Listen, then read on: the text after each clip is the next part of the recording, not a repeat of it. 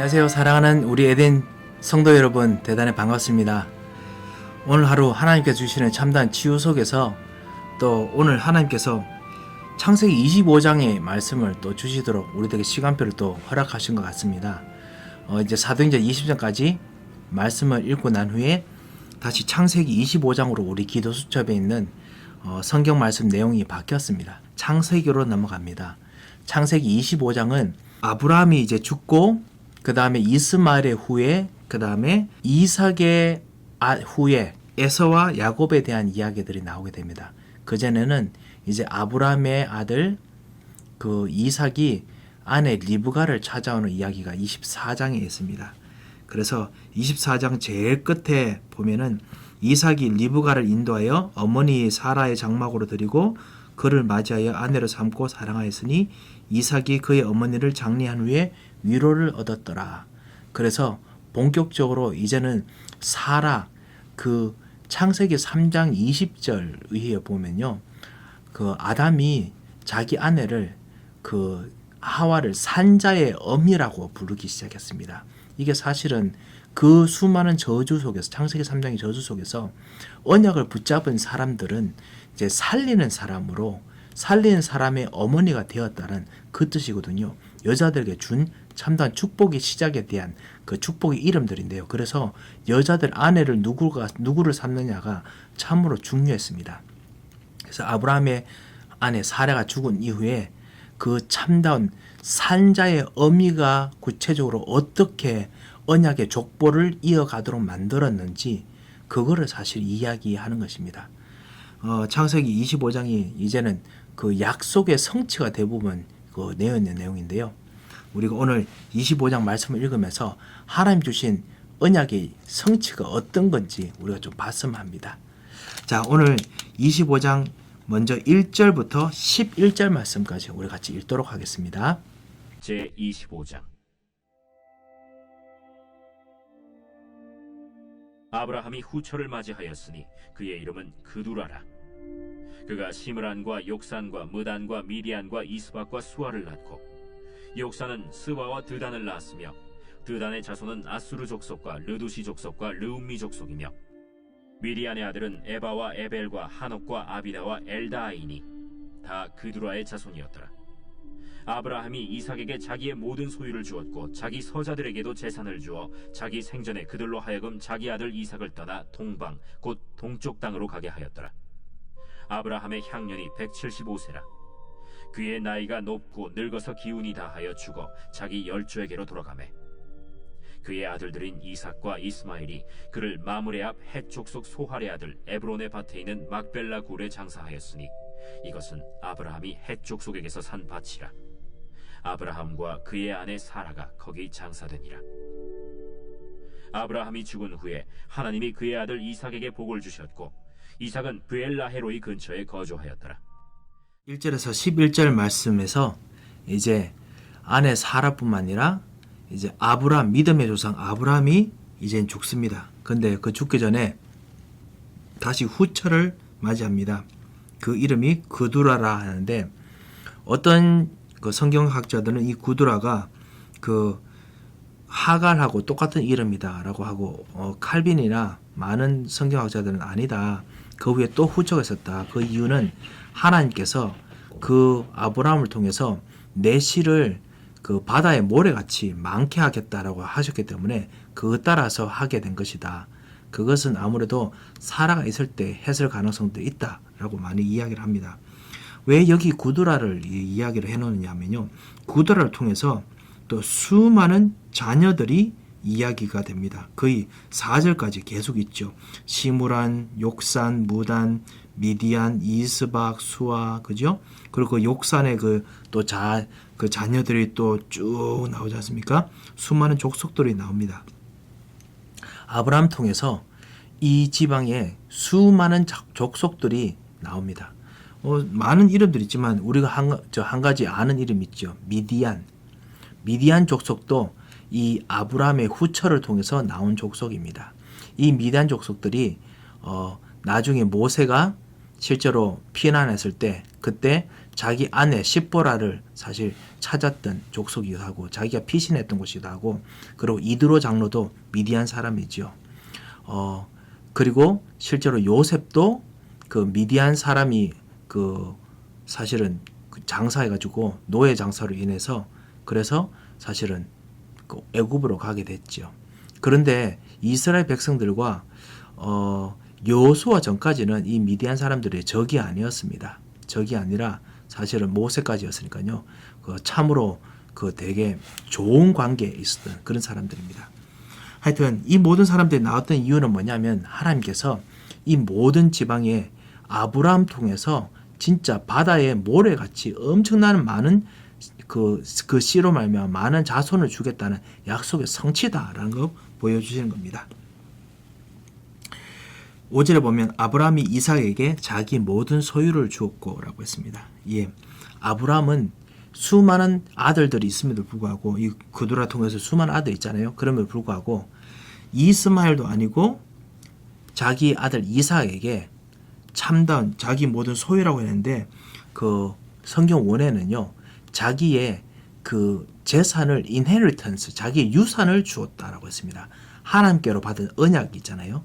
그 언약과 그리고 받은 모든 재산들을 주었다라는 겁니다.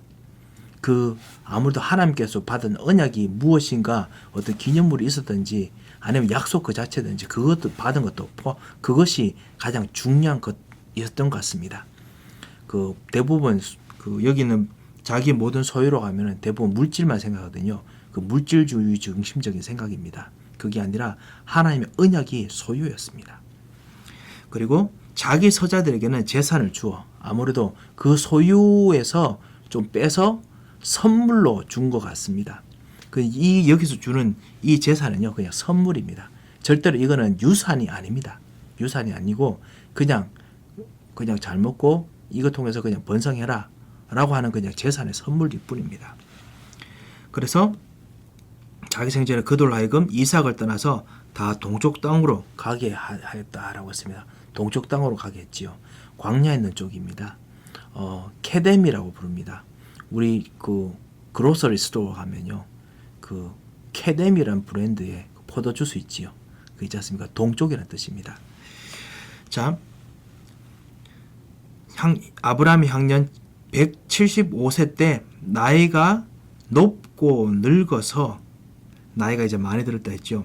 기운이 다하여 죽어라고 했는데 성경 원어에 기운이 다한단 말이 그 힘이 소진했다는 것이 아니라 자기의 인생을 최대한 가장 그 의미 있게 그리고 기쁘고 즐겁게 살다가 이제 그것이 끝났다라는 의미의 그런 기운이 다하는 것을 말합니다.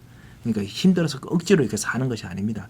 살아야 될 모든 향년을 끝까지 제대로 알차게까지 살았다라는 의미의 기운이 다함이라는 뜻입니다. 그래서 다른 구약 성경에는 유대인들 구약 성경에는 뭐라고 했냐면 즐겁게 살다가라고 되어 있습니다. 기운이 다하여 죽어 자기 열조에게로 돌아가매 열조에게로 돌아갑니다. 그 열조로 돌아간다는 것이 아브라함이 조상들이 죽었는 그 무덤으로 같이 죽는다라고 말하기는 어려울 것 같습니다. 왜냐하면은 자기 조상들은 다 자기가 지금 갈대아 우르에서 나왔기 때문에 800km나 멀리 떨어진 곳이거든요. 갈 수 없습니다. 그것을 이제 다 버리고 왔기 때문에 여기서 아마 돌아간다는 것이 언약의 열조를 말하는 것 같습니다. 언약의 조상들을 말하는 것입니다.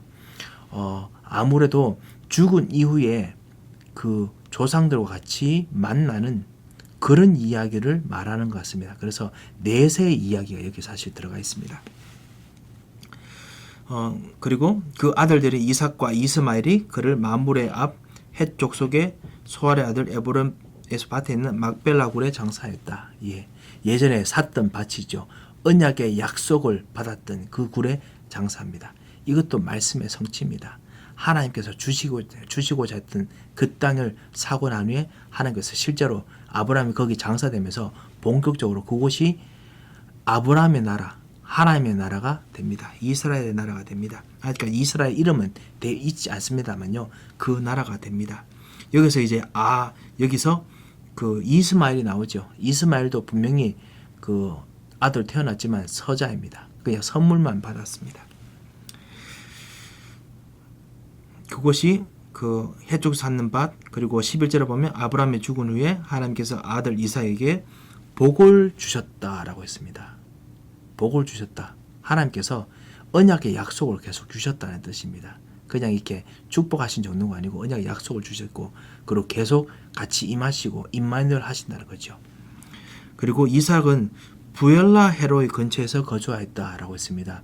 부엘라 헤로이가 사실은 그 이름은 하갈이 사라에게 핍박받고 난 후에 자기 주인이죠. 이스마엘과 함께 쫓겨가 난 후에 거기서 천사를 만나서 천사가 거기서 완전 구해준 곳, 그것이 바로 부엘라 헤로입니다. 하나님을 만나는 그 우물이나 뜻입니다. 그 근처에 이제 이삭이 삽니다. 왜냐? 그것도 언약의 장소거든요. 그것도 이삭의 그 유산이기 때문에 이스마엘에 살지 않고 이삭에 삽니다. 이게 바로 유산의 뜻입니다. 하나님께 주신 약속의 모든 곳에는 이삭이 갑니다. 여러분께서는 어떤 하나님의 약속을 받으셨습니까? 그 약속이 어떻게 여러분 자녀들에게 유산으로 전달됩니까? 하나님께서 여러분에게 주신 약속 반드시 이루십니다. 그리고 그 약속 따라서 여러분의 자녀들이 여러분이 그 받은 약속 따라 약속의 땅에 같이 약속의 현장에 여러분 자녀들이 거하고 누리게 됩니다. 그래서 하나님께서 여러분 주신 진정한 언약의 유산을 찾으시기 바랍니다. 그리고 기도하시기 바랍니다. 언약의 유산이 그냥 땅만 생각하지 마시고요. 이스라엘은 그래서 오직 물질 중심으로 자꾸만 갈 수 있는 사단의 통로가 됐지 않습니까? 성공 중심이 되지 마시고 나 중심이 되지 마시고 그리스도 중심이 되셨으면 합니다. 그리스도께서 원하시는 그 땅이 있고, 그리스도께서 원하시는 현장이 있고, 그리스도께서 원하시는 성공이 있고, 그리스도께서 정말 하시려고 하는 진짜 나가 있습니다. 하나님께서 만드신 나가 있습니다.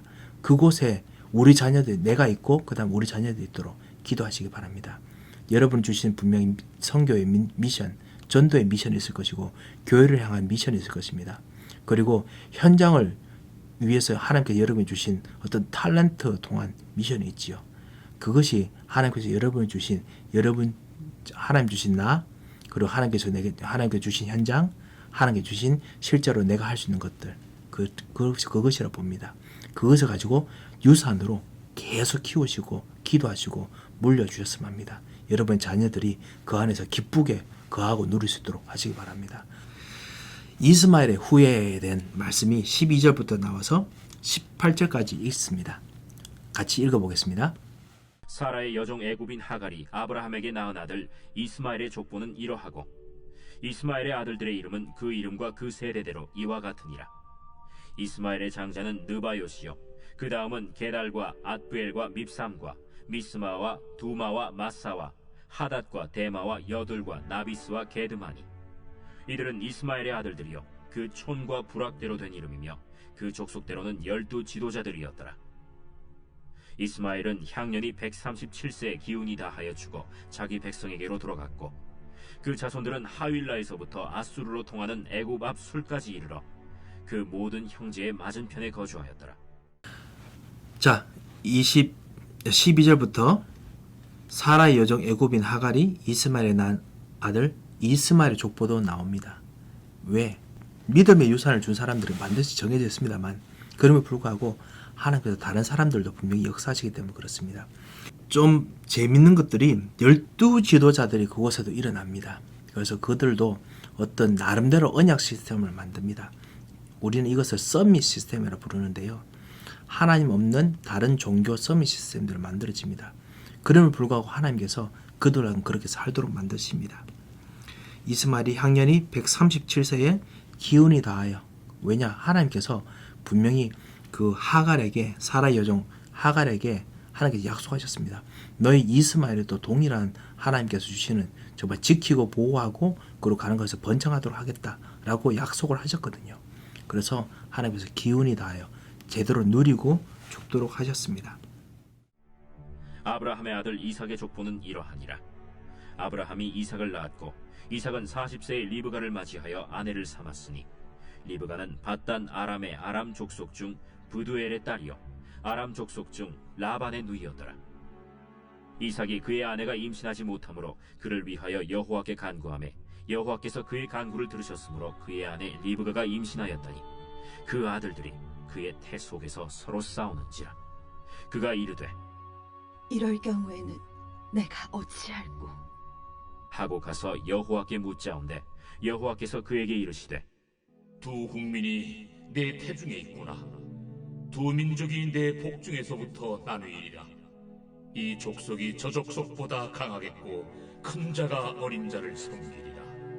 그 해산 기한이 찬즉 태에 쌍둥이가 있었는데 먼저 나온 자는 붉고 전신이 털옷 같아서 이름을 에서라 하였고 후에 나온 아우는 손으로 에서의 발꿈치를 잡았으므로 그 이름을 야곱이라 하였으며 리브가가 그들을 낳을 때 이삭이 60세였더라. 자, 이제 우리 25장의 가장 좀 핵심이 아닌가 싶습니다.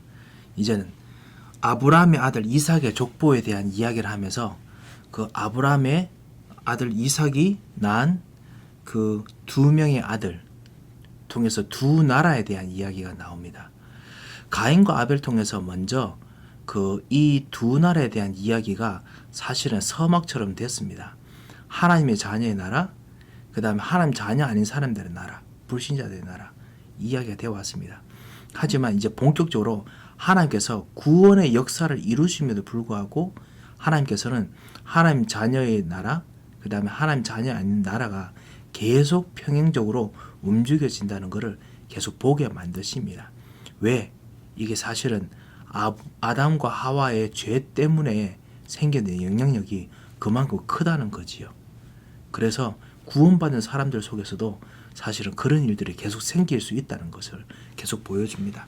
그 가문을 통해서도 그런 일이 생길 수 있다는 것을 보여줍니다. 이삭이 이때까지 19절에 있는 그 이야기들을 보면은 이때까지는 다 장자를 통해서 분명히 언약이 전달되고 그리고 장자를 통해서 축복이 전달됐습니다. 그런데 장자에 대한 그 축복이 전달되는 것도 사실은 장자가 권한을 가진 것이 아니라 그 장자의 축복 자체가 중요하기 때문이다 라는 것을 지금 핵심을 지금 이야기를 하기 위해서 지금 자세하게 지금 이 두 아들에 대한 설명을 하고 있지요. 이삭이 이 40세에 이제 리브가를 만나는데 이 리브가가 아람 사람입니다. 신명기에 보면요. 신명기 26장 5절에 보면 내 조상은 방랑하는 아람 사람이다 라고 이야기를 하는 구절이 있습니다. 거기서 아람 사람이라고 말할 때 내 조상이 아브라함이 아니고 사실은 야곱의 어머니 통해서 일어나는, 우리 야곱도 자기가 아람 지역에서 거의 자기의 젊은 인생을 다 보냈고 거기서 또다시 아내를 얻었지요. 그래서 이제 그런 어떤 영향들이 있습니다. 그거 통해 가지고 이제 아내가 생겼는데 그 리브가는 사라와 마찬가지로 자기의 시어머니 사라와 마찬가지로 아기를 사실은 쉽게 수태하지 못합니다. 쉽게 임신하지 못합니다. 그래서 하나님께서 기도함으로 주십니다. 하나님께서 주시는 아들을 얻게 됩니다. 하나님께 주시는 자녀들, 언약의 자녀를 얻게 됩니다. 기도하여 자녀를 얻는 것이 참으로 중요합니다. 결혼했을 때 사실은 대부분 요즘 젊은 사람들이 그걸 되게 좀 기능적인 측면에서 내가 아기 낳는 기계냐 이렇게 이야기를 합니다만 그럼에도 불구하고 사실은 그것이 아니라 언약을 가진 진정한 자녀의 생산, 그 기도를 하는 것은 참으로 중요합니다. 왜냐? 그 기도를 통해서 사실 언약의 자녀가 언약으로 성장하고 언약의 응답을 얻기 때문에 그렇습니다. 언약의 한을 가진 부모가 진짜 필요하기 때문에 하나님께서 일부러 그렇게 하시는 경우가 정말 많이 있습니다. 그래서 그 점을 우리가 여기서도 볼 수 있습니다. 그 아들들이 그 태 속에서 서로 싸웁니다. 22절에. 그래서 여호와께 묻습니다. 분명히 언약 가지고 기도했기 때문에 여호와께 물을 수 있는 거죠. 아니면은 내가 뭐 잘못했나 뭐 이런 생각 하지 않습니까? 그냥 언약 가지고 기도했기 때문에 하나님께 묻습니다. 하나님께서 대답하십니다. 두 국민이 내 태중에 있구나. 두 민족이 내 복중에서 나누이리라. 그러면서 이 족속이 저 족속보다 강하겠고, 여기서 강하다는 것은 언약을 붙잡고 언약으로 하나님께서 택하시고 움직이신다는 그 뜻이지요. 그래서 큰 자가 어린 자를 섬기리라 라고 벌써 말씀을 하십니다. 하나님께서 또 한 번의 언약을 주십니다. 그 야곱을 통해서 움직일 것을 1차적으로 말씀하시고요. 그리고 야곱의 자손들을 통해서 하나님께서 역사하실 것을 말씀하십니다. 그리고 가인과 아벨처럼 사실은 다음에 오실, 나중에 오실 이 예수 그리스도에 대한 그림자가 약간 있습니다. 완전히 비춰진 건 아닙니다. 약간 있습니다. 그래서 이런 부분을 사실은 이제 하나님께서 서서히 비춰주시는 거죠. 해성기의 산적 이제 나왔는데 첫 번째 그 사람이 누구냐? 역시 에서. 그죠? 두 번째가 야곱이죠. 손으로 에서의 발꿈치를 잡아서 야곱이라는 이름을 불렀다고 했습니다. 야곱, 그 야콥이라는 뜻이죠. 발꿈치를 잡는다라는 뜻이기도 하고, 그 다음에 쏘긴다는 말도 쓰기도 씁니다. 이 히브리 지방 히브리어로서 발꿈치를 잡는다는 표현이 쏘는다는 것으로 많이 좀 비유를 많이 하고 쓰이고 있었습니다. 이제 에서가 이제 본격적으로 이 태어나서 하나님께서 주시는 참다운 그 응답을 장자권의 축복을 정말 누려야 되는데 이 장자권의 축복이 무엇인지 잘 모르고 있게 됩니다. 그것을 우리가 한번 읽어보겠습니다. 27절부터 마지막 34절까지입니다. 그 아이들이 장성함에 에서는 익숙한 사냥꾼이었으므로 들 사람이 되고 야곱은 조용한 사람이었으므로 장막에 거주하니 이삭은 에서가 사냥한 고기를 좋아하므로 그를 사랑하고 리브가는 야곱을 사랑하였더라. 야곱이 죽을 쑤었더니 에서가 들에서 돌아와서 심히 피곤하여 야곱에게 이르되 내가 피곤하니 그 붉은 것을 내가 먹게 하라. 그러므로 에서의 별명은 에돔이더라. 야곱이 이르되 형의 장자의 명분을 오늘 내게 팔라. 내가 죽게 되었으니 이 장자의 명분이 내게 무엇이 유익하리요? 오늘 내게 맹세하라. 에서가 맹세하고 장자의 명분을 야곱에게 판지라. 야곱이 떡과 팥죽을 에서에게 주매 에서가 먹으며 마시고 일어나 갔으니 에서가 장자의 명분을 가볍게 여김이었더라. 우리가 가끔 성경 읽을 때 성경이 연대기적 순서로 되어 있다고 생각할 수 있거든요. 시간 순서로요. 그런데 시간 순서가 아닐 때가 있습니다. 이게 사실 족보라는 그런 어떤 중요한 장자의 명분, 하나님께 주신 언약의 유산, 이것이 그리고 약속의 성취, 이거를 설명하기 위해서 25장이 있다 보니까요. 시간 순서가 약간 다릅니다. 거기 쌍둥이 에서와 야곱이 태어날 때가 이삭이 65세라고 되어 있지요. 65세란 말은 아직까지 아브라함이 죽기 15년 전입니다. 아브라함이 사실은 계속 알고 있었습니다. 이 자녀들을, 그리고 에서와 그리고 야곱을 알고 있었습니다. 자, 에서가 분명히 익숙한 사냥꾼이고 되게 진짜 다스릴 왕적인 자질이 분명히 있음에도 불구하고 들 사람이고요. 야곱은 조용한 사람이라고 했습니다. 아무래도 머리도 잘 쓰고 하지만 장막에 거주한 사람이라고 했습니다. 에돔이 이 사냥을 하고 난 후에 너무너무 피곤하고 진짜 먹고 싶어서, 그래서 야곱의 수는 이 팥죽을 먹으려고 합니다.